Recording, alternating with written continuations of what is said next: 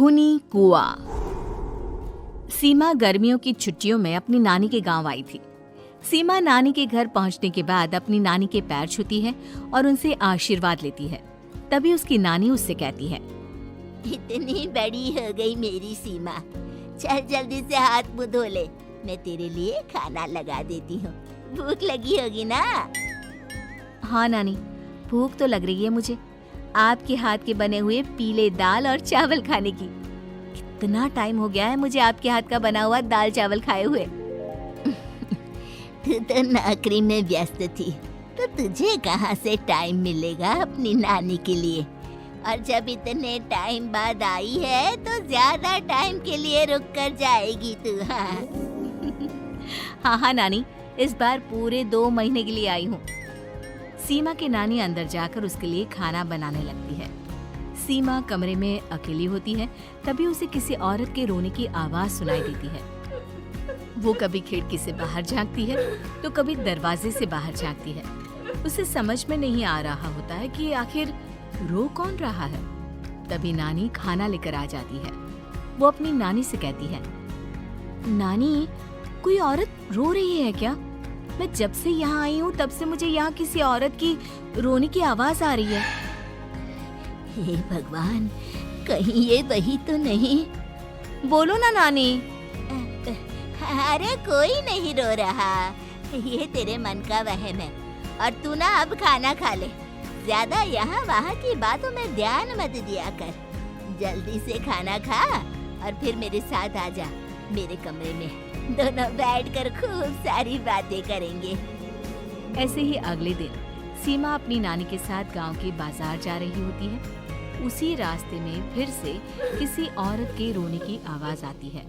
वो अपनी नानी से कहती है,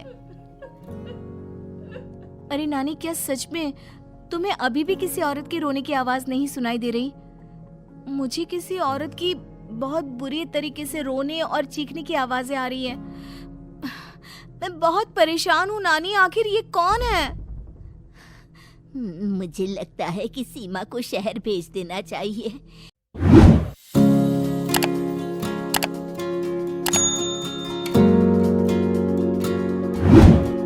यहाँ रहना उसके लिए ठीक नहीं।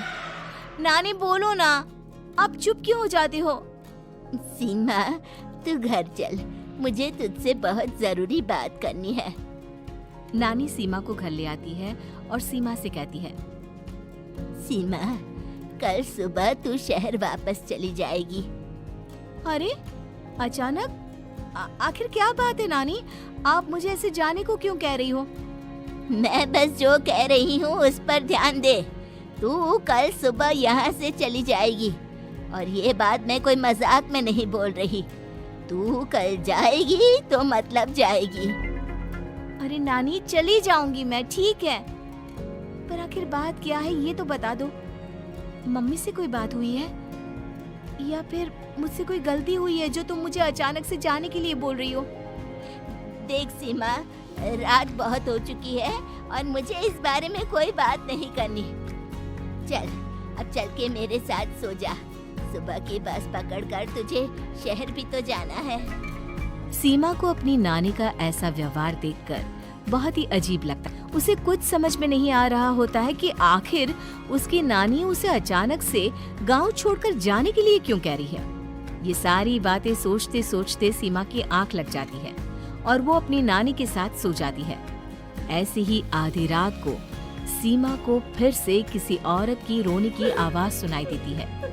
वो उस औरत की आवाज सुनकर बार बार करवटें बदल रही होती है और तभी उसे सपने में भी एक अजीब सी औरत की परछाई दिखाई देती है, जो इतना चीख चीख कर रो रही होती है कि सीमा डरकर उठ जाती है। वो पूरे पसीने पसीने हो रही होती है। वो अपने आसपास देखती है तो घर में बिल्कुल शांति का माहौल होता है। सीमा घबरा जाती है। वो अपनी नानी को जगाने की कोशिश करती है, मगर उसकी नानी नहीं जगती। सीमा को फिर से उस औरत की रोने की आवाज सुनाई देती है। आखिरकार सीमा अपने आप को रोक नहीं पाती और वो घर का दरवाजा खोलकर बाहर निकलती है। आखिर ये माजरा क्या है? आज तो मैं पता करके रहूंगी। अब आवाज का पीछा करते हुए सीमा आधी रात को गांव के चौपाल के पास बने कुएं के पास पहुंच जाती है।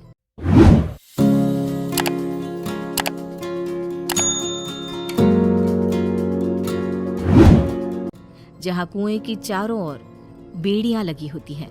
उन बेड़ियों में लगे हुए ताले के साथ एक लाल रंग का कपड़ा और माता रानी का कलावा बंधा होता है। उस कुएं में से सीमा को किसी के रोने की आवाज आती है। सीमा परेशान हो जाती है। इस कुएं में कौन है? कौन है यहाँ? सुनो, कौन है? कौन रो रहा है? वो चिल्ला चिल्ला कर पूछती है और साथ ही लोगों को जगाने की कोशिश करती है, मगर किसी को भी उसकी आवाज सुनाई नहीं देती।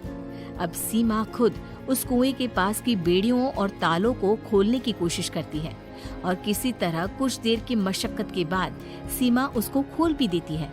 और जैसे ही वो कुआं खोलकर उसके अंदर झांकती है, सीमा उस कुएं में गिर जाती है।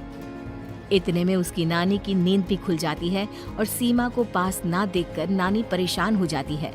नानी घबराकर पूरे घर में उसे ढूंढने की कोशिश करती है, जिसके बाद उसकी नानी और सभी लोग उस खूनी कुएं के पास जाते हैं और सीमा की नानी कुएं के पास खड़ी होती है।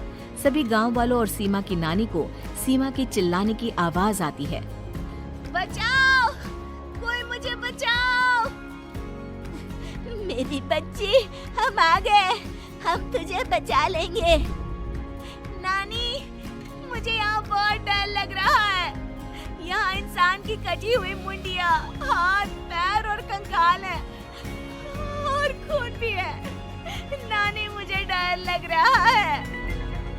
आप सब मेरी मदद कीजिए, नहीं तो ये खूनी कुआं मेरी बच्ची को भी खा जाएगा। अरे मुझे तो ये समझ में नहीं आ रहा कि आखिर इस खूनी कुएं को खोला किसने। सालों पहले इसको इतनी मुश्किलों के बाद तांत्रिक बाबा ने बंद किया था। अरे पूरा गांव खूनी कुएं के बारे में अच्छे से जानता है, तो कोई भी जानबूझकर तो ऐसा करेगा नहीं। मतलब किसी ने अनजाने में इसे खोल दिया है भैया। सीमा को इस बारे में मालूम नहीं था और जब से वो यहाँ आई थी तभी से उसे किसी औरत के रोने की आवाजें भी सुनाई दे रही थी। कहीं सीमा ने ही तो उसे नहीं खोला।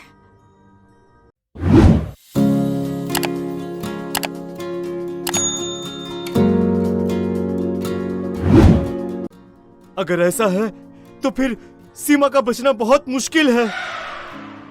वहीं कुएं के अंदर सीमा रोते हुए बैठी होती है कि उसे आवाज सुनाई देती है, जो कुएं के बाहर खड़े गांव वालों में से किसी को सुनाई नहीं देता। आज सालों के बाद मुझे ताजा खून मिलेगा। तेरा खून पीकर आज मैं अपनी प्यास बुझाऊंगा।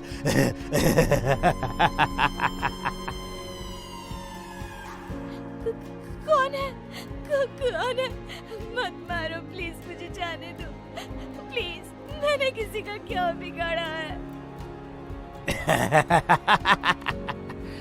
वो तुझे मरने के बाद पता चल ही जाएगा।